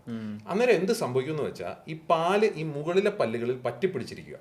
ആ പറ്റിപ്പിടിച്ചിരിക്കുന്ന പാല് ഇതിന് ബാക്ടീരിയ ഡെവലപ്പ് ചെയ്യുകയും പെട്ടെന്ന് കേടുവരികയും ചെയ്യും. അപ്പോൾ ചില പാരൻസ് വന്ന് പറയാറുണ്ട്, ഇവന്റെ പല്ല് വന്നതേ കേടായിട്ടാണ്. ഇത് വന്നതേ കേടായിട്ടല്ല, വന്നിട്ട് കേടാവുന്നതാണ്. അതിന് നഴ്സിംഗ് ബോട്ടിൽ കേരീസ് എന്നാണ് പറയുന്നത്. അപ്പോൾ ഇത് അവോയ്ഡ് ചെയ്യാൻ വേണ്ടി ചെയ്യേണ്ടത്, കുട്ടി ആ പാല് കുടിച്ചു കഴിയുമ്പോൾ ഒരു നനഞ്ഞ കോട്ടണോ അല്ലെങ്കിൽ നനഞ്ഞ തുണിയോ എന്തെങ്കിലും വെച്ച് ജസ്റ്റ് ഒന്ന് തുടച്ചു കൊടുത്താൽ മതി. ആ പാലിന്റെ അംശം ഒന്ന് കുറഞ്ഞാൽ മതി. അപ്പൊ തന്നെ അതൊന്ന് സേഫ് ആവുകയാണ്. മിനിമം ചെയ്യേണ്ട കാര്യമാണ് പറയുന്നത്. പിന്നെ പല്ല് വന്നു കഴിഞ്ഞ് തുടങ്ങുമ്പോൾ തന്നെ നമ്മൾ ബ്രഷിങ്ങും സ്റ്റാർട്ട് ചെയ്യണം. അതിന് ഇനീഷ്യലി നമുക്ക് വലിയ ബ്രഷ് ഒന്നും ആവശ്യമില്ല. ഫിംഗർ ബ്രഷസ് ഫിംഗർ ബ്രഷ് ഉപയോഗിച്ച് നമുക്ക് അവിടെ ചെയ്യാം. പേസ്റ്റ് ഇല്ലെങ്കിലും കുഴപ്പമില്ല. ഇനി പേസ്റ്റ് ഉപയോഗിക്കാനാണെങ്കിൽ ഫ്ലൂറൈഡ് ഇല്ലാത്ത കുഞ്ഞുങ്ങൾക്കുള്ള പേസ്റ്റ് ഉണ്ട്, 2 വയസ്സിന് താഴെയുള്ള പിള്ളേർക്കുള്ള പേസ്റ്റ്. അതെന്തുകൊണ്ടാണെന്ന് വെച്ചാൽ അവർ ചിലപ്പോൾ ഇറക്കും അങ്ങനെയൊക്കെ ഉള്ളതുകൊണ്ടാണ് ഫ്ലൂറൈഡേ ഇല്ലാത്ത ടൂത്ത് പേസ്റ്റ് വരുന്നത്. 3 വയസ്സ് തൊട്ട് ഒരു 5 വയസ്സ് വരെ ഫ്ലൂറിഡേറ്റഡ് ടൂത്ത് പേസ്റ്റ് തുടങ്ങുക. കാരണം നമ്മുടെ പല്ലിന് കേടുവരാതിരിക്കാൻ ഫ്ലൂറൈഡ് ടൂത്ത് പേസ്റ്റുകൾ വളരെ ആവശ്യമാണ്. അതിൻ്റെ ഫ്ലൂറൈഡിൻ്റെ കണ്ടന്റ് വ്യത്യാസം ഉണ്ടാവും, നമ്മുടെ അഡൽസിൻ്റെ കണ്ടന്റ് ആയിരിക്കില്ല. 6 തൊട്ട് 9 വയസ്സ് വരെയും ഫ്ലൂറൈഡ് കണ്ടന്റ് കുറച്ചുകൂടെ കൂടിയ ടൂത്ത് പേസ്റ്റ് ആണ് ഐഡിയലി ഉപയോഗിക്കേണ്ടത്. പക്ഷെ അവരിലും അഡൽസിൻ്റെ ടൂത്ത് പേസ്റ്റ് ഉപയോഗിച്ചാലും കുഴപ്പമില്ല. കാരണം അവരങ്ങനെ ഇറക്കുകയൊന്നുമില്ല. സാധാരണ കുറച്ചുകൂടെ വലുതായി പിള്ളേർ അവർ തുപ്പി കളഞ്ഞോളും. അപ്പോൾ അവർക്ക് അഡൽസ് ടൂത്ത് പേസ്റ്റ് ഉപയോഗിച്ചാലും കുഴപ്പമില്ല. പക്ഷേ ഐഡിയൽ ചോദിച്ചാൽ 6 to 9 ഇയേഴ്സിൻ്റെ ടൂത്ത് പേസ്റ്റും അവൈലബിൾ ആണ്. അത് വാങ്ങിച്ച് വേണമെങ്കിൽ ഉപയോഗിക്കാം. വലിയവരിൽ normal toothpaste, fluoridated toothpaste. അപ്പോൾ അവർ ചോദിച്ചത് പിള്ളേരുടെ ടൂത്ത് പേസ്റ്റ് ഉപയോഗിച്ചാൽ കുഴപ്പമുണ്ടെന്ന് ചോദിച്ചാൽ ഒരു കുഴപ്പമില്ല. പക്ഷെ നമ്മുടെ പ്രൊട്ടക്ഷൻ ഇച്ചിരി കുറയുന്നുണ്ട്, കാരണം ഫ്ലൂറൈഡ് കണ്ടന്റ് കുറവായി. മനസ്സിലായോ? അപ്പോൾ കറക്റ്റായിട്ട് എങ്ങനെ പല്ല് തേക്കണം വേറെ ഞാൻ അതൊരു ഡെമോൺസ്ട്രേഷനിലൂടെ കാണിച്ചു തരാം, ഒരു ഏകദേശം ഐഡിയ കിട്ടാൻ വേണ്ടി. നമ്മൾ പലപ്പോഴും ബ്രഷ് ചെയ്യുന്നത് ബ്രഷ് എടുത്തിട്ട് ഈ ഒരു തേപ്പാണ്, അതായത് ഈ തെക്കും വടക്കും പടിഞ്ഞാറുമുള്ള തേപ്പാണ്. അങ്ങനെ തേക്കുമ്പോഴാണ് നമ്മുടെ മോണയോട് ചേർന്നുള്ള ഭാഗത്ത് തേയ്മാനം ഞാൻ വരുന്ന കഥ പറയുന്നത്. ഓക്കെ, നമ്മൾ ശരിക്കും ബ്രഷ് ചെയ്യേണ്ടത് നേരത്തെ പറഞ്ഞ പോലെ സോഫ്റ്റ് അല്ലെങ്കിൽ മാക്സിമം മീഡിയം, കഴിവതും സോഫ്റ്റ് ടൂത്ത് ബ്രഷ് ആയിട്ട് ഉപയോഗിക്കുക. ഇത് ഒരു 45 ഡിഗ്രി ആംഗിളിൽ മോണയിലോട്ട് ചേർന്നാണ് വെക്കേണ്ടത്. ഓക്കെ, അതിനുശേഷം ചെറിയ സർക്കുലർ മോഷൻസ് ധാരാളമാണ്, അല്ലാതെ ഇട്ട് ഉരയ്ക്കേണ്ട ഒരു ആവശ്യം. ഞാൻ ചോദിക്കട്ടെ, നമ്മൾ ആൾക്കാർ ഇങ്ങനെ തേക്കണം എന്ന് പറയുന്നുണ്ട്, ഇങ്ങനെ തേക്കണം എന്ന് പറയുന്നുണ്ട്, എല്ലാം തെറ്റാണ്. ഇതാണ് തേക്കേണ്ടത്, അതാണ് ഞാൻ പറഞ്ഞത്. അതായത് ഈ 45 ഡിഗ്രി ചെരിച്ച് വെച്ചിട്ട് മോണയിൽ നിന്നും ചെറിയ സർക്കുലർ മോഷൻസിലാണ് നമ്മൾ ഈ ഭാഗത്ത് ബ്രഷ് ചെയ്യേണ്ടത്. ഇതുപോലെ തന്നെ താഴെയും ഇപ്പുറത്തെ സൈഡിലും താഴത്തെ സൈഡിലും ചെയ്യാം. ഇതേ ഒരു കൺസെപ്റ്റ് ആണ് നമുക്ക് അകത്തും ചെയ്യേണ്ടത്. പ്രധാനമായിട്ടും നമ്മൾ എന്താ നോക്കുന്നത്, മോണയിൽ നിന്നുമാണ് ആ ക്ലീനിങ് ശ്രദ്ധിക്കുന്നത്. മോണയോട് ചേർന്നാണ് ഏറ്റവും കൂടുതൽ അഴുക്ക് അടിഞ്ഞിരിക്കുന്നത്. അപ്പൊ ആ ചെരിച്ച് 45 ഡിഗ്രി ഒന്നും മെഷർ ചെയ്ത് വെക്കേണ്ട ആവശ്യമില്ല, നമുക്കൊന്ന് ചെരിച്ച് അങ്ങോട്ട് വെച്ചാൽ മതി. ഈ കടി കിട്ടുന്ന ഭാഗം ഉണ്ടല്ലോ, ആ ഭാഗത്ത് ബാഹിർ ഇപ്പൊ പറഞ്ഞ പോലെ ബ്രഷ് ചെയ്യാം, കുഴപ്പമില്ല. കാരണം അവിടെ കുറച്ച് റഫ് ആയാലും വലിയ പ്രശ്നം ഉണ്ടാവില്ല. പിന്നെ ഉള്ളിലുള്ള ഭാഗത്ത്, ഉള്ളില് അകത്തുള്ള ഭാഗത്ത് പലരും മിസ് ചെയ്തു പോകുന്ന, നമ്മൾ ക്ലീൻ ചെയ്യാൻ വരുമ്പോൾ ആദ്യം നോക്കുന്ന ആ ഭാഗത്തോട്ട്, അവിടെ ആയിരിക്കും ഏറ്റവും കൂടുതൽ. നമ്മൾ പുറത്തോട്ട് ക്ലീൻ ചെയ്യാം, മോണയിൽ നിന്ന് പുറത്തോട്ട് ക്ലീൻ ചെയ്യാം. ഇതെല്ലാം ഒരു സോഫ്റ്റ് ടച്ചിലാണ് ചെയ്യേണ്ടത്, വല്ലാതെ ബലം കൊടുക്കേണ്ട ഒരു ആവശ്യം. താഴെയും അതുപോലെ തന്നെ പുറത്തോട്ട് ചെയ്യുക. എല്ലാം കൂടെ ഒരു 2 മിനിറ്റ് ആണ് പറയുന്നത്, ഈ പറഞ്ഞ പരിപാടിയെല്ലാം കൂടെ. അതിൽ കൂടുതൽ ബ്രഷിങ് ടൈമിന്റെ ആവശ്യമില്ല. ഇനി പോട്ടെ എത്തിപ്പിടിച്ചാലും ഒരു 3 മിനിറ്റ്. ബാഹിർ എത്ര നേരം ബ്രഷ് ചെയ്യും? ഞാൻ 1 മിനിറ്റ്. നമ്മൾ അടുത്തൊരു സംഭവമാണ് ഈ ഫ്ലോസ് എന്ന് പറഞ്ഞ സംഭവം. അത് ഉപയോഗിക്കുന്ന രീതി എന്താണ് ശരിക്കും? ഉപയോഗിക്കേണ്ട കാര്യമുണ്ടോ? തീർച്ചയായിട്ടും ബ്രഷുകൾ എത്താത്ത സ്ഥലം ക്ലീൻ ചെയ്യാൻ വേണ്ടിയാണ് ഫ്ലോസ് ഉപയോഗിക്കുന്നത്. ഫ്ലോസ് ഏറ്റവും കൂടുതൽ ഈസിലി അവൈലബിൾ ആയിട്ടുള്ളത് റോളാണ്. അപ്പോൾ റോൾ ഒരു പാക്കറ്റിൽ കണ്ടിട്ടുണ്ടോ എന്നറിയില്ല, ഒരു പാക്കറ്റിൽ റോളായിട്ടാണ് ഫ്ലോസ് കിട്ടുന്നത്. നമ്മളതൊരു 18 ഇഞ്ച് എന്നാണ് പറയുന്നത്. അത് 18 ഇഞ്ച് ലെങ്ത്തിൽ എടുത്തിട്ട് നമ്മുടെ മിഡിൽ ഫിംഗർ രണ്ടിലും അത് ചുറ്റുമാണ് ചെയ്യുന്നത്. അന്നേരം നമുക്ക് ഇങ്ങനെ ഒന്ന് പിടിക്കാൻ പറ്റുന്ന രീതി കിട്ടും. എന്നിട്ട് നമ്മൾ പല്ലിന്റെ ഗ്യാപ്പിൽ ആ ഫ്ലോസ് പാസ് ചെയ്തിട്ട് പല്ലിനോട് ചേർന്ന് പുറത്തോട്ട് അതിങ്ങനെ വൈപ്പ് ചെയ്തെടുക്കുന്ന പോലെ ചെയ്യുക ചെയ്യേണ്ടത്. ഈ ഫ്ലോസ് ചെയ്ത് തുടങ്ങുന്നവരിൽ ആദ്യം പറയുന്ന ഒരു കാര്യമാണ് ബ്ലീഡ് ചെയ്യുക എന്നുള്ളത്. ഈ ബ്ലീഡിങ് കണ്ട് പേടിക്കേണ്ട ഒരു ആവശ്യമില്ല. കാരണം ആ ബ്ലീഡിങ് കൂടുതലും ജിഞ്ചിവൈറ്റിസ്, ലോക്കലൈസ്ഡ് ആയിട്ടുള്ള ജിഞ്ചിവൈറ്റിസ് കാരണം. കാരണം ആദ്യമായി ഫ്ലോസ് ചെയ്യുന്ന ഒരാൾ അത്രയും കാലം പല്ലിൻ്റെ ഇട ക്ലീൻ ചെയ്തിട്ടില്ല. അപ്പോൾ ആദ്യമായിട്ട് അവിടെ കൊള്ളുമ്പോൾ അവിടെയൊക്കെ ഇൻഫ്ലെയിംഡ് ആയിട്ടിരിക്കുമായിരിക്കും, അവിടെ ഡെപ്പോസിറ്റ്സ് ഒക്കെ ഉണ്ടാവും. അതിലങ്ങ് തൊടുന്ന സമയത്ത് ചെറിയ ബ്ലീഡിങ് ഉണ്ടാവും. ഇത് നമ്മൾ കൃത്യമായിട്ട് ഫ്ലോസ് ചെയ്ത് കണ്ടിന്യൂ ചെയ്ത് കഴിയുമ്പോൾ ആ ബ്ലീഡിങ് ഒക്കെ നിന്നോളും, ക്ലീൻ ആയി കഴിഞ്ഞ് കഴിയുമ്പോഴത്തേക്കും. പിന്നെ ഫ്ലോസ് തന്നെ മറ്റ് രീതികളിലും അവൈലബിൾ ആണ്. നമുക്ക് ഹാൻഡിലുള്ള തരം ഫ്ലോസുകളുണ്ട്. അപ്പോൾ അത് ചെറിയ പിക്ക് പോലെ, ടൂത്ത് പിക്ക് പോലെ ഇരിക്കും. Tooth pick by the way ഒരിക്കലും ഉപയോഗിക്കരുത്. ടൂത്ത് പിക്ക് പോലെ ഇങ്ങനെ ഇരിക്കും, ഉപയോഗിക്കാൻ പാടില്ല. കാരണം അത് ട്രോമയാണ് ഉണ്ടാക്കുന്നത്, ഡാമേജാണ് ഉണ്ടാക്കുന്നത്. അപ്പോൾ നമ്മൾ ഹോട്ടലിൽ ഫുഡ് കഴിക്കുമ്പോൾ അവിടെ ഫ്രണ്ട് ഡെസ്കിൽ കൊണ്ട് വെക്കുന്ന ടൂത്ത് പിക്ക്, അത് എൻ്റെ ക്ലിനിക്ക് അല്ലാത്തതുകൊണ്ടാണ്. എൻ്റെ ക്ലിനിക്ക് വെക്കത്തില്ല, കാരണം അത് നല്ലതല്ല എന്നുള്ളത് അറിയാം. അപ്പോൾ ഹോട്ടലിലെ ആളുകൾക്ക് നമുക്ക് ഇതിനെക്കുറിച്ചുള്ള അവയർനെസ്സും ഇതൊക്കെ എപ്പോഴാണ് തുടങ്ങുന്നത്? ഇതൊക്കെ കുറച്ച് കാലമായിട്ടുള്ളൂ ഇത്രയും ഡെൻ്റൽ അവയർനെസ്സും ഈ ഡെൻ്റൽ ക്ലിനിക്കുകൾ ഇത്രയൊക്കെ ആയിട്ട്. ഒരു കാലത്ത് പല്ലിന് കേട് വന്നാൽ ഒന്നെങ്കിൽ ഒന്ന് അടച്ചു നോക്കും, അല്ലെങ്കിൽ എടുത്തു കളയും. റൂട്ട് കനാൽ പോലും ആളുകൾ ചെയ്യില്ലായിരുന്നു. അപ്പോൾ പണ്ട് തൊട്ടേ ഫുഡ് കഴിച്ചാൽ പല്ലിൻ്റെ ഇടയിൽ കയറുക എന്ന് പറഞ്ഞാൽ ഒരു നോർമലായി മാറി പണ്ട് തൊട്ട് തന്നെ. അതിനോടനുബന്ധമായി വന്നിരിക്കുന്ന ഒരു കസ്റ്റമാണെന്ന് തോന്നുന്നു ഈ ഹോട്ടലുകളിൽ ടൂത്ത് പിക്ക് എടുത്ത് വെക്കുന്നത്. ശരിക്കും ഒരു ആവശ്യമില്ല ടൂത്ത് പിക്ക് കൊടുക്കേണ്ടത്. ഇപ്പോൾ ഭക്ഷണം കഴിച്ചാൽ പല്ലിൻ്റെ ഇടയിൽ കയറാൻ പാടില്ലല്ലോ, പിന്നെ എന്തിനാണ് ടൂത്ത് പിക്ക് വെക്കുന്നത്? പക്ഷെ ചിലരിലത് കയറുന്നുണ്ട്, അവരത് നോർമലായി കൊണ്ട് നടക്കുന്നുമുണ്ട്. ടൂത്ത് പിക്ക് ഒരിക്കലും യൂസ് ചെയ്യാൻ പാടുള്ളതല്ല. കാരണം നമ്മുടെ ഈ പല്ലിൻ്റെ ഇടയിലുള്ള പാപ്പില എന്ന് പറയുന്ന ഒരു സാധനമാണ് 2 പല്ലിൻ്റെ ഇടയിലുള്ള മോണയെ പറയുന്നത്. ഈ ഓരോ തവണ ടൂത്ത് പിക്ക് ഇടുമ്പോഴും പാപ്പിലയെ നശിപ്പിക്കുക. പാപ്പില പോയി കഴിഞ്ഞാൽ അവിടെ ആ സ്പേസ് ആവുക ചെയ്യുന്നത്. അപ്പോൾ ഒരു തവണ കുത്തി കഴിഞ്ഞ് കഴിയുമ്പോൾ പിന്നെയും കുത്തേണ്ടി വരും, അഡിക്ഷൻ പോലെയാണ്. അത് പിന്നെ ഇങ്ങനെ കൂടിക്കൊണ്ടിരിക്കുകയുള്ളൂ. ടൂത്ത് പിക്ക് ഒരിക്കലും യൂസ് ചെയ്യരുത്. സൂര്യയിലെ സിനിമയിലൊക്കെ നമ്മൾ ഉള്ളിൽ നിന്ന് എടുത്തിട്ട് അത് കുഴപ്പമില്ല കേട്ടോ, സ്റ്റൈലിലൊക്കെ വെച്ചോ, അത് കുഴപ്പമില്ല. നമ്മളത് കുത്താതിരുന്നാൽ മതി. അപ്പോൾ ടൂത്ത് പിക്കിന് പകരം ഉപയോഗിക്കാവുന്ന, അതായത് അത്രയും ഗ്യാപ്പായി കഴിഞ്ഞാൽ ചിലപ്പോൾ ഫ്ലോസും ഉപയോഗിച്ചിട്ട് കാര്യം ഉണ്ടാവില്ല. ടൂത്ത് പിക്കിന് പകരം ഉപയോഗിക്കാവുന്ന ഒരു സാധനമാണ് ഇന്റർഡെന്റൽ ബ്രഷ് എന്ന് പറയും.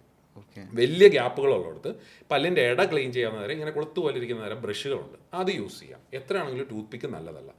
ഫ്ലോസിൻ്റെ ഞാൻ ഈ പറഞ്ഞ പോലെ ഹാൻഡിലുള്ള തരം ഫ്ലോസ് ഉണ്ട്, വാട്ടർ ഫ്ലോസർ എന്ന് പറയുന്ന ഫ്ലോസും ഉണ്ട്. ഇതെല്ലാം നല്ലതാണ്. ഏതെങ്കിലും തരത്തിൽ ഫ്ലോസ് ചെയ്യണം, എന്നാലാണ് അവിടെ ക്ലീൻ ആവുന്നുള്ളൂ. ബ്രഷ് എത്താത്ത സ്ഥലങ്ങൾ ക്ലീൻ ആവും. ഓക്കെ. ഇപ്പോൾ നമ്മൾ മറ്റേ ടൂത്ത് പിക്ക് പറഞ്ഞാൽ ഇപ്പോൾ സാധാരണ ഞാൻ ഇപ്പോൾ ഭക്ഷണം കഴിച്ചിറങ്ങുന്നൊരു വ്യക്തിയാണെങ്കിൽ, ഹോട്ടലിൽ ഭക്ഷണം കഴിച്ച വ്യക്തിയാണ്, അപ്പോൾ എൻ്റെ കയ്യിൽ ഫ്ലോസ് ഇല്ല.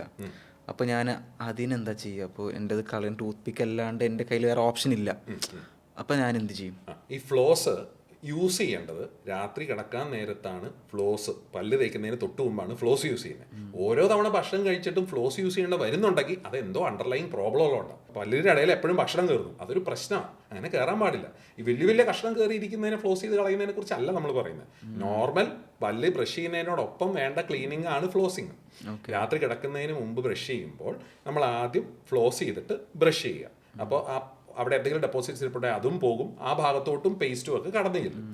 ഇതല്ലാതെ നമ്മൾ ഓരോ തവണ ഭക്ഷണം കഴിച്ചിട്ടും ഫ്ലോസോ അല്ലെങ്കിൽ ടൂത്ത് പിക്കോ ഇടേണ്ട ആവശ്യം വരുന്നുണ്ടെങ്കിൽ യു നീഡ് എ ഡെന്റിസ്റ്റ്. ആ സമയത്ത് അവിടെ പല്ലിന്റെ ഇടയിൽ ഫുഡ് കൊടുക്കുന്നത് നോർമൽ അല്ല, ഒരിക്കലും നോർമൽ അല്ല. അത് കാണിക്കുന്നത് പ്രോബ്ലമാണ് കാണിക്കുന്നത്. എല്ലായിടത്തും കയറുന്നില്ലല്ലോ, ഏതെങ്കിലും ഒരു ഭാഗത്തായിരിക്കും കയറുന്നത്.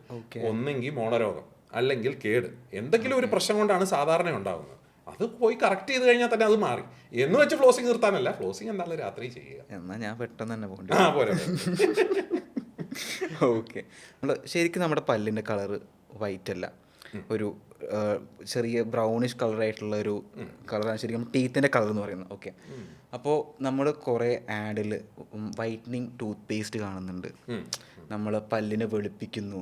അതേപോലെ തന്നെ മമ്മൂട്ടി സിനിമയിൽ പുഴുവിൽ പറയുന്നുണ്ട് പല്ലിൻ്റെ കളർ വൈറ്റ് ആണ്. അതിനെക്കുറിച്ച് എന്താ പറയാനുള്ളത്? പല്ലിൻ്റെ കളർ വൈറ്റ് അല്ല, ഒരു shades of yellow, grey, blue, ഇതിൻ്റെയൊക്കെ ഒരു മിക്സാണ് പല്ലിൻ്റെ കളർ. ഓക്കെ, നമ്മുടെ തൊലിയുടെ നിറമെന്ന് പറയുന്നത് പോലെ തന്നെ ഓരോ വ്യക്തികളിലും ആ വ്യക്തിയുടെ നോർമൽ പല്ലിൻ്റെ കളർ അവരുടെ ഷെയ്ഡായിരിക്കും. ഓക്കെ, അത് എല്ലാവർക്കും ഒന്നായിരിക്കില്ല. ഇപ്പോൾ അല്പം ഡാർക്ക് സ്കിൻഡ് ആയിട്ടുള്ള ഒരാൾക്ക് ഭയങ്കര വെളുത്ത പല്ലുകൾ ഓക്വേർഡാണ്. അയാൾക്ക് കുറച്ച് അയാളുടെ തൊലിയുടെ നിറത്തിനും കൂടെ ചേരുന്ന പല്ലുകളാണ് ഏറ്റവും നാച്ചുറൽ ആയിട്ട് തോന്നുന്നത്. ഓക്കെ, അപ്പോൾ പല്ലിൻ്റെ വൈറ്റനിങ് എന്ന് പറയുന്ന സാധനം ഇംപ്രൂവിങ് ദ ഷെയ്ഡാണ്, അല്ലാതെ വെള്ളയാക്കുമല്ല. നമുക്കൊരു ഷെയ്ഡ് ഗൈഡുണ്ട് ഇതിന്, ഒരു പ്രത്യേക ഒരു A1 തൊട്ട് D2 D4 വരെയൊക്കെയുള്ള ഷെയ്ഡ് ഗൈഡുകളുണ്ട്. ഈ ഷെയ്ഡ് ഗൈഡിൽ ഏത് ഭാഗത്താണ് നമ്മുടെ ഈ ഷെയ്ഡ്, ആ വ്യക്തിയുടെ പല്ലിൻ്റെ ഷെയ്ഡ് ഇരിക്കുന്നതെന്ന് നമ്മൾ നോക്കും. അവിടെ നിന്നാണ് നമ്മൾ അനലൈസ് ചെയ്യുന്നത് ഈ വ്യക്തിക്ക് ആവശ്യമുണ്ടോ ഈ വൈറ്റനിങ്. കുറച്ച് മഞ്ഞ കളർന്നതാണെങ്കിൽ നമുക്ക് വൈറ്റനിങ് ചെയ്താൽ കുറച്ചുകൂടെ കളർ ഇമ്പ്രൂവ് ആവും. ഓക്കെ, ഈ മഞ്ഞപ്പ് തന്നെ പല കാരണം കൊണ്ട് വരാൻ ബാഹ്യത. നമുക്ക് നോർമലി ഉള്ള എക്സ്ട്രിൻസിക് സ്റ്റെയിൻ ഉണ്ട്, ചില ഭക്ഷണ സാധനങ്ങളിലൂടെയോ ചില ഹാബിറ്റുകളിൽ നിന്നോ വരുന്ന ചില സ്റ്റെയിനുകളുണ്ട്. ആ സ്റ്റെയിന് നമുക്ക് ഈ വൈറ്റനിങ്ങിലൂടെ ഈസി ആയിട്ട് ക്ലീൻ ചെയ്ത് കളയാൻ പറ്റും. ഇതല്ലാതെ തേയ്മാനം കാരണം വരുന്ന സ്റ്റെയിനിങ് ഉണ്ട്, അതായത് പല്ലിൻ്റെ നോർമലി വരുന്ന കുറേ തേയ്മാനം, നോർമൽ അല്ലാതെയും വരുന്ന തേയ്മാനം കാരണം അകത്തുള്ള ഡെൻറ്റീൻ എന്ന് പറയുന്ന ലെയറായിരിക്കും കാണുന്നത്. ഈ ഡെൻറ്റീൻ മഞ്ഞ കളർ ലെയറാണ്. ഇതാണ് പ്രശ്നമെങ്കിൽ, മഞ്ഞപ്പിൻ്റെ പ്രശ്നമെങ്കിൽ നമുക്ക് വൈറ്റനിങ് ചെയ്തിട്ടൊരു കാര്യമില്ല, അതിന് മറ്റ് ട്രീറ്റ്മെൻറ്റുകളാണ് വേണ്ടത്. അവിടെയാണ് ബാഹിറി ചോദിച്ച ചോദ്യത്തിൻ്റെ പ്രസക്തി വരുന്നത്. വൈറ്റനിങ് ടൂത്ത് പേസ്റ്റ് കൊണ്ട് ഉപയോഗമുണ്ടോ? വൈറ്റനിങ് ടൂത്ത് പേസ്റ്റ് ഒരു പരിധി കൂടുതൽ അതിന് ഉപയോഗമൊന്നുമില്ല. കാരണം വൈറ്റനിങ് ടൂത്ത് പേസ്റ്റിൽ പ്രധാനമായിട്ട് ഹൈഡ്രജൻ പെറോക്സൈഡ്, സോഡിയം പെർബോറേറ്റ് മുതലായ ചില സാധനങ്ങളാണ്. അത് മിനിമം ക്വാണ്ടിറ്റിയിൽ കോൺസെൻട്രേഷനിലുമാണ് ഉള്ളത്. വളരെ മിനിമം ഒരു ചേഞ്ച് വരുമെന്നുള്ളതല്ലാതെ ഒരു പ്രോപ്പർ ട്രീറ്റ്മെൻ്റ് ആയിട്ട് ഒരിക്കലും നമുക്ക് വൈറ്റനിങ് ടൂത്ത് പേസ്റ്റ് യൂസ് ചെയ്യാൻ പറ്റില്ല. ഇതും നേരത്തെ ഞാൻ പറഞ്ഞ ഒരു മാർക്കറ്റിങ്ങിൻ്റെ ഭാഗമായിട്ട് എടുക്കാം. അത്രയും ഈ സാധാ ടൂത്ത് പേസ്റ്റും വൈറ്റനിങ് ടൂത്ത് പേസ്റ്റും തമ്മിൽ വ്യത്യാസങ്ങളൊന്നുമില്ലല്ലോ. ഇതിന് ഞാൻ നേരത്തെ പറഞ്ഞ കണ്ടന്റുകൾ, ഹൈഡ്രജൻ പെറോക്സൈഡ് പോലുള്ള ചില കണ്ടന്റുകൾ കൂടുതലുണ്ട്, മെഡിക്കേറ്റഡ് ആക്കുന്ന ചില കാര്യങ്ങളാണ് അതെല്ലാം. പക്ഷെ അതും ഒരു എഫക്റ്റീവ് ആയിട്ടുള്ള ട്രീറ്റ്മെന്റ് മെത്തേഡ് അല്ല. എഫക്റ്റീവ് ട്രീറ്റ്മെന്റ് എന്ന് പറഞ്ഞാൽ നമ്മൾ ക്ലിനിക്കുകളിൽ ചെന്ന് കഴിഞ്ഞാൽ അത് ചെയ്യുന്ന ഡെന്റിസ്റ്റുകൾ അവർ ആദ്യം അനലൈസ് ചെയ്യും ഈ വ്യക്തിക്ക് എന്തുകൊണ്ടാണ് ഈ മഞ്ഞപ്പുള്ളത്. നമ്മൾ ഈ നേരത്തെ പറഞ്ഞ കാരണം പല്ലിൻ്റെ പ്രശ്നം കൊണ്ടാണോ അതോ നേരത്തെ പറഞ്ഞ സ്റ്റെയിൻ കാരണമൊക്കെയാണോ? അതൊക്കെയാണെങ്കിൽ സ്റ്റെയിൻ കാരണമൊക്കെ ആണെങ്കിൽ ഉറപ്പായിട്ടും അദ്ദേഹം വൈറ്റനിങ് സജസ്റ്റ് ചെയ്യുകയും ട്രീറ്റ്മെൻറ്റ് ചെയ്യുകയും ചെയ്യും. അത് ട്രീറ്റ്മെൻറ്റ് ചെയ്യുന്നത് കൺട്രോൾഡ് ആയിട്ടുള്ള ഒരു എൻവയോൺമെൻറ്റിൽ പ്രോപ്പർ ആയിട്ടുള്ള കോൺസെൻട്രേഷനിൽ ഞാൻ ഈ പറഞ്ഞ മെറ്റീരിയൽസ് എല്ലാം യൂസ് ചെയ്തിട്ടാണ്. അത് കുഴപ്പമുണ്ടാവേണ്ടതല്ല. പക്ഷേ അതല്ലാതെ എല്ലാവരും ഇപ്പം നമ്മളെല്ലാവരും കൂടി ഇരുന്ന് വൈറ്റനിങ് ടൂത്ത് പേസ്റ്റ് എടുത്ത് ഉപയോഗിച്ചാലും നമുക്ക് എല്ലാവർക്കും ഒരേപോലെ റിസൾട്ട് ഒന്നും കിട്ടില്ല. ഓക്കെ ഓക്കെ, കുറേ ആയിട്ട് നമ്മുടെ മാർക്കറ്റിൽ അവൈലബിൾ ആണ് മൗത്ത് വാഷ് എന്ന് പറഞ്ഞ സംഭവം. ഈ മൗത്ത് വാഷ് ശരിക്കും ടൂത്ത് പേസ്റ്റിനെ റീപ്ലേസ് ചെയ്യുന്നൊരു സംഭവമാണോ? ഒരിക്കലും അല്ല പയർ. നമുക്ക് ടൂത്ത് പേസ്റ്റും ടൂത്ത് ബ്രഷിങ്ങുമാണ് മിനിമം ബേസിക് ലെവലിൽ വേണ്ട ക്ലീനിങ് സ്ട്രാറ്റജി. ഓക്കെ, ഇത് രണ്ടും എത്താത്ത സ്ഥലങ്ങളിൽ ഫ്ലോസ് ഹെൽപ്പ് ചെയ്യും. ഓക്കെ, മൗത്ത് വാഷ് അതിലും കുറച്ചുകൂടെ പ്രൊട്ടക്ഷൻ കൂടുതൽ കിട്ടുന്നു എന്നുള്ളതല്ലാതെ ഇതിനൊക്കെ പകരം മൗത്ത് വാഷ് യൂസ് ചെയ്താൽ ഒരിക്കലും അതൊരു പ്രോപ്പർ ക്ലീനിങ് മെത്തേഡ് അല്ല. മൗത്ത് വാഷ് ഡെയിലി ബേസിസിൽ യൂസ് ചെയ്യേണ്ട ഒരു ആവശ്യം പോലും ഇല്ല. നല്ല ഓറൽ ഹൈജീൻ ഉള്ള ഒരാൾക്ക് 2-3 ദിവസം കൂടുമ്പോഴാണെങ്കിലും യൂസ് ചെയ്താൽ മതി. കാരണം ഡെയിലി മൗത്ത് വാഷ് ഒരുപാട് ഉപയോഗിച്ചാൽ പ്രോപ്പറായിട്ടല്ല ഉപയോഗിക്കുന്നെങ്കിൽ അത് കാരണവും സ്റ്റെയിനിങ് ഉണ്ടാവും. അതുപോലെ യൂസ് ചെയ്യുന്നത് ആൽക്കഹോൾ ബേസ്ഡ് മൗത്ത് വാഷ് ആണെങ്കിൽ ഡ്രൈനെസ് ഉണ്ടാവുകയും അത് കാരണം ചിലപ്പോൾ വായ്നാറ്റം ഉണ്ടാവുകയും ചെയ്യും. അതിൻ്റെ ഒരു എക്സാമ്പിൾ വല്ലതും ഉണ്ടോ? ചില മൗത്ത് വാഷസ് ആൽക്കഹോൾ കണ്ടന്റ് ഉള്ള ലിസ്റ്ററിൻ പോലുള്ള മൗത്ത് വാഷസ് ആൽക്കഹോൾ കണ്ടന്റ് ഉള്ളതാണ്. ഇത് ഉപയോഗമുള്ള സ്ഥലങ്ങളുണ്ട്. ചില സർജിക്കൽ പ്രൊസീജിയേഴ്സ് വായിലൊക്കെ കഴിഞ്ഞു കഴിഞ്ഞാൽ അത് ഉപയോഗമുള്ള സ്ഥലങ്ങളുണ്ട്. അതല്ലാതെ ഡെയിലി ബേസിസിൽ അത് ഉപയോഗിക്കാൻ അത്ര സജസ്റ്റ് ചെയ്യാൻ പറ്റുന്നതല്ല. അത് കൂടുതൽ ദോഷമേ ചെയ്യുകയുള്ളൂ. മൗത്ത് വാഷ് ഉപയോഗിക്കേണ്ട വിധവും ഭയങ്കര ഇമ്പോർട്ടൻ്റാണ്. ഒരു 20 ml അല്ലെങ്കിൽ 30 ml എടുത്ത് വായ്ക്കകത്തിട്ട് ഒരു 30 seconds കുലുക്കൊഴിയുക, തുപ്പിക്കളയുക. പിന്നെ ഒരു കുറച്ച് നേരത്തേട്ട് വാ കഴുകരുത്. അപ്പോഴാണ് ആ മൗത്ത് വാഷിൻ്റെ ആക്ഷൻ നടക്കുന്നുള്ളൂ. അതിനുശേഷം വേണമെങ്കിൽ വാ കഴുകണമെങ്കിൽ കഴുകാം. ഇങ്ങനെയാണ് പ്രോപ്പറായിട്ടൊരു മൗത്ത് വാഷ് യൂസ് ചെയ്യേണ്ടത്. ഇതല്ലാതെ ചില മെഡിക്കേറ്റഡ് മൗത്ത് വാഷസും ഉണ്ട് കേട്ടോ. സെൻസിറ്റിവിറ്റിക്ക് വേണ്ടിയൊക്കെ യൂസ് ചെയ്യുന്ന മൗത്ത് വാഷസും ഒക്കെ ഉണ്ട്. അതെല്ലാം യൂസ് ചെയ്യുന്നത് ഈ ബേസിക് മെത്തേഡ് ഇത് തന്നെയാണ്. അതുമെല്ലാം അതിൻ്റെ ഒരു ട്രീറ്റ്മെൻറ്റ് ഫേസ് ഉണ്ട്. ആ ഫേസിൽ യൂസ് ചെയ്താൽ മതിയാവും. ജനറലി ഡെയിലി യൂസ് ആവശ്യമില്ലെങ്കിലും 2-3 ദിവസം കൂടുമ്പോൾ മൗത്ത് വാഷ് യൂസ് ചെയ്യുന്നത് തെറ്റില്ല. അപ്പോൾ സാധാരണ ആൾക്കാർ പല്ല് തേക്കാൻ പറ്റാത്ത അവസരങ്ങളിലാണ് മൗത്ത് വാഷ് യൂസ് ചെയ്യുന്നത്. അല്ല, ഇത് എപ്പോഴാണ് യൂസ് ചെയ്യേണ്ടത് ശരിക്കും പറഞ്ഞാൽ? ബാഹിറ പറഞ്ഞ ആ സാഹചര്യത്തിൽ, അതായത് ഇപ്പോൾ ഒരാൾക്ക് പല്ല് തേക്കാനുള്ള ആരോഗ്യമില്ല, അല്ലെങ്കിൽ അയാൾ കിടപ്പിലാണ്, അങ്ങനത്തെ ഒരു സാഹചര്യത്തിലാണെങ്കിൽ anything is better than nothing എന്നുള്ളൊരു സാഹചര്യത്തിൽ മൗത്ത് വാഷ് ചെയ്യുന്ന എന്താ, ബാക്ടീരിയയുടെ കൗണ്ട് കുറച്ച് കിട്ടും. അപ്പോൾ ആ സാഹചര്യത്തിൽ നല്ലതാണ്, കുഴപ്പമില്ല, മറ്റു മാർഗ്ഗമില്ല. നോർമലി ഹെൽത്തി ആയിട്ടുള്ള ഒരാൾക്ക് ബ്രഷ് ചെയ്യാനും ഫ്ലോസ് ചെയ്യാനൊക്കെ കഴിയുന്ന ഒരാൾക്ക് മൗത്ത് വാഷ് ഒരിക്കലും ഒരു റീപ്ലേസ്മെന്റ് ഇല്ല, ഒരു അഡീഷണൽ ടൂളാണ് അയാളുടെ വായിലെ ബാക്ടീരിയ കൗണ്ട് കുറയ്ക്കാനായിട്ട്. പക്ഷെ നോർമലി വേണ്ട കുറേ ബാക്ടീരിയയും ഉണ്ട് വായിൽ. ഈ മൗത്ത് വാഷ് ഓവറായിട്ട് യൂസ് ചെയ്താൽ ആ ബാക്ടീരിയയും ചിലപ്പോൾ നശിച്ചു പോകുന്നുണ്ട്. അപ്പോൾ അത് കാരണമുള്ള ഇഷ്യൂസും ഉണ്ടാവാം. അതാണ് എല്ലാം ഒരു മിതമായിട്ടുള്ള രീതിയിൽ മതി എന്ന് പറയുന്നത്. നമുക്ക് എങ്ങനെ ഈ വായനാറ്റം ഒഴിവാക്കാൻ പറ്റുന്നത്? ഓക്കെ, വായനാറ്റത്തിന് പ്രധാനമായിട്ടുള്ള കാരണങ്ങളിലൊന്നാണ് മോണരോഗം അല്ലെങ്കിൽ പൂവർ ഓറൽ ഹൈജീൻ എന്ന് പറയുന്നത്. അത് ഒഴിവാക്കാൻ ഏറ്റവും ബെസ്റ്റ് മാർഗം പ്രോപ്പർ ആയിട്ടുള്ള ഓറൽ ഹൈജീൻ മെത്തേഡ്സ്. നമ്മളിപ്പോൾ കുറച്ച് നേരം മുമ്പ് പറഞ്ഞ കാര്യങ്ങൾ, proper brushing, proper flossing, mouth wash, cleaning ചെയ്യുക, ഇതാണ് ബേസിക് വേണ്ട ഓറൽ ഹൈജീൻ മാർഗങ്ങൾ. ഇതൊക്കെ ചെയ്തിട്ടും മാറാത്ത ചില വായനാറ്റങ്ങളൊക്കെ ഉണ്ട്. അത് ഒന്ന് റെസ്പിറേറ്ററി ഇൻഫെക്ഷൻസ്, നമുക്ക് സൈനസൈറ്റിസ് വന്നാൽ അല്ലെങ്കിൽ റെസ്പിറേറ്ററി എവിടെയെങ്കിലും പാതയിൽ ഇൻഫെക്ഷൻ വന്നാൽ വായിലൂടെ നമുക്ക് നാറ്റം വരും. ടോൺസിൽ സ്റ്റോൺസ്, ടോൺസിലിനകത്ത് വരുന്ന ചില സ്റ്റോൺസ് ഉണ്ട്. പലയിടത്തും എല്ലായിടത്തും തപ്പിയിട്ട് കാണാത്ത ഇഷ്യൂ കാണുമ്പോൾ ടോൺസിൽ ഭാഗത്ത് നോക്കി അവിടെ സ്റ്റോൺ കാണാൻ ചിലപ്പോൾ. അത് അധികം പേർക്ക് അറിയുന്ന ഒരു കാര്യമായിരിക്കണമെന്നില്ല. ഈ ടോൺസിലിന്റെ ഭാഗത്ത് ഭക്ഷണമൊക്കെ അക്യുമുലേറ്റ് ചെയ്തിട്ട് സ്റ്റോൺ പോലെയായി മാറും. ടോൺസിൽ സ്റ്റോൺസ് എന്ന് അതിനെ പറയുന്നത്. അതെ, അകത്ത് ടോൺസിലിന്റെ ഭാഗത്ത് ENT ഡോക്ടേഴ്സ് ആണ് അത് കൂടുതൽ ഡയഗ്നോസ് ചെയ്തത്, ഡെന്റിസ്റ്റുകളും ഡയഗ്നോസ് ചെയ്യും. അത് റിമൂവ് ചെയ്യേണ്ട വരുമായിരിക്കും അവർക്ക്. പിന്നെ സിറോസ്റ്റോമിയ, ഡ്രൈ മൗത്ത്, വാ ഉണങ്ങിയിരിക്കുന്ന അവസ്ഥ, അത് പല കാരണം കൊണ്ടാവാം. ഡയറ്റിംഗ് എടുക്കുന്നവർക്ക് വരാം, ഫാസ്റ്റിംഗ് എടുക്കുന്നവർക്ക് വരാം, അതല്ലാതെ ചില മെഡിസിൻ എടുക്കുന്നവർക്ക് വരാം. അങ്ങനെയുള്ള സാഹചര്യങ്ങളിലും ഈ പറഞ്ഞ പ്രശ്നം ഉണ്ടാവും, വായനാറ്റം ഉണ്ടാവും. ഡീഹൈഡ്രേഷൻ, അധികം വെള്ളം കുടിക്കാതിരിക്കുമ്പോൾ, നമ്മൾ വെള്ളം കുടിക്കാതെ കുറെ നേരം ഇരിക്കുമ്പോൾ വാ ഉണങ്ങിയിട്ട് ആ പ്രശ്നം ഉണ്ടാവും. പിന്നെ സ്മോക്കിംഗ്, ടൊബാക്കോ, പിന്നെ ചില അസുഖങ്ങളിലും വായനാറ്റം ഉണ്ടാവും. ഡയബറ്റിസ് ഒരെണ്ണമാണ്, കിഡ്നി സംബന്ധമായ അസുഖങ്ങൾ, ലിവർ സംബന്ധമായ അസുഖങ്ങൾ, ഇതെല്ലാം ഒരു പരിധിയിൽ കൂടുതലുള്ളവരിൽ വായനാറ്റം ഉണ്ടാവും. അതൊക്കെ അതിൻ്റെതായിട്ടുള്ള ട്രീറ്റ്മെന്റ് ചെയ്താലായിരിക്കും വായനാറ്റം മാറുകയുള്ളൂ. നമ്മൾ ഡെയിലി 2 വട്ടം പല്ല് തേക്കണം എന്ന് പറയുന്നില്ലേ, അത് ശരിക്കും ഇമ്പോർട്ടൻ്റ് ആണോ? നമ്മൾ പകല് പല്ല് തേക്കുന്നത് നാട്ടുകാർക്ക് വേണ്ടി, രാത്രി പല്ല് തേക്കുന്നത് നമുക്ക് വേണ്ടിയാണ്. പകല് പല്ല് തേച്ചില്ലെങ്കിൽ നാട്ടുകാരടുപ്പിക്കത്തില്ല. കാരണം പല്ലിന് വരുന്ന ആരോഗ്യ പ്രശ്നക്കാർ കൂടുതൽ അവിടെ പ്രശ്നം. പകല് നമ്മൾ ഒരുപാട് വർത്താനം പറയുന്നുണ്ട്, ഭക്ഷണം കഴിക്കുന്നുണ്ട്, അപ്പോൾ ഒരു നാച്ചുറൽ ക്ലെൻസിങ് പ്രോസസ്സ് നടക്കുന്നുണ്ട്. ഇത് കേട്ടിട്ട് നാളെ തൊട്ട് പകലുള്ള ഇത് നിർത്തരുത്. ഞാൻ പറഞ്ഞത് രാത്രിയാണ് ഏറ്റവും ഇമ്പോർട്ടൻറ്റ്. കാരണം രാത്രിയിൽ നമ്മൾ ഒന്നും ചെയ്തില്ല, കിടന്നുറങ്ങുക. ഈ ഭക്ഷണം എന്തെങ്കിലും ഇടയിൽ കയറിയിരിക്കുകയോ വല്ലതൊക്കെ ഉണ്ടെങ്കിൽ രാത്രി മുഴുവൻ ബാക്ടീരിയക്ക് അതിൽ ആക്ട് ചെയ്യാം, മോണരോഗം ഉണ്ടാക്കാം, കേടുണ്ടാക്കാം, എല്ലാം ഈ രാത്രി ഫ്രീ ആണ്. കാരണം ഇങ്ങനെ അങ്ങനെ കിടക്കുക, ക്ലെൻസിങ് ഒന്നും നടക്കുന്നില്ല. പകല് കുറച്ചുകൂടെ ക്ലെൻസിങ് നടക്കുന്നുണ്ട് നാച്ചുറൽ വേയിലൂടെ. ഈ പറഞ്ഞ നമ്മുടെ സലൈവയൊക്കെ അങ്ങോട്ടും ഇങ്ങോട്ടും ഒക്കെ പോകും, നമ്മൾ അല്ലാതെ തന്നെ വാ കഴുകുകയൊക്കെ ചെയ്യുന്നുണ്ട്. അപ്പൊ പകല് ബ്രഷ് ചെയ്യുന്നത് നാട്ടുകാർക്ക് വേണ്ടി, രാത്രി ബ്രഷ് ചെയ്യുന്നത് നമുക്ക് വേണ്ടി. അപ്പൊ 2 നേരം ബ്രഷ് ചെയ്യണ്ടേ? ഡോക്ടറിന് എനിക്ക് തോന്നുന്നു 13 years ഓഫ് എക്സ്പീരിയൻസ് ഈ ഫീൽഡിലുണ്ട്. അപ്പോൾ ഡോക്ടറിൻ്റെ ഈ ഒരു കാലയളവിൽ എന്തെങ്കിലും രസകരമായിട്ടുള്ള എക്സ്പീരിയൻസ് എന്തെങ്കിലും ഉണ്ടോ? രസകരമായിട്ടുള്ള എക്സ്പീരിയൻസസ് ഉണ്ട്.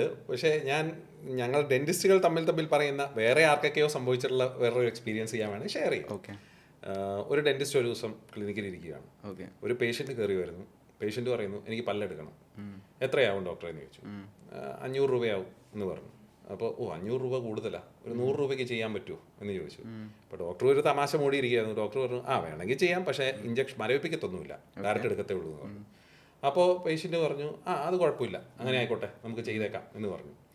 ഡോക്ടർ അവിടെ കയറി. ഡോക്ടർ നേരെ പറഞ്ഞു, കാണാം, ഞാൻ പിടിച്ചു കഴിയുമ്പോൾ ഇവൻ്റെ വിധം മാറുന്നത് കാണാമെന്ന് പറഞ്ഞു. ഡോക്ടർ പിടിക്കുന്നു, വലിക്കുന്നു, പേഷ്യൻ്റ് കൂളായിട്ടിരിക്കുന്നു. ഡോക്ടർ പല്ലെടുത്തു. പേഷ്യൻ്റ് അത് കഴിഞ്ഞിട്ട് ഇരിക്കുന്ന കണ്ടപ്പോൾ ഡോക്ടർ തന്നെ കണ്ണുകൾ നിറഞ്ഞു.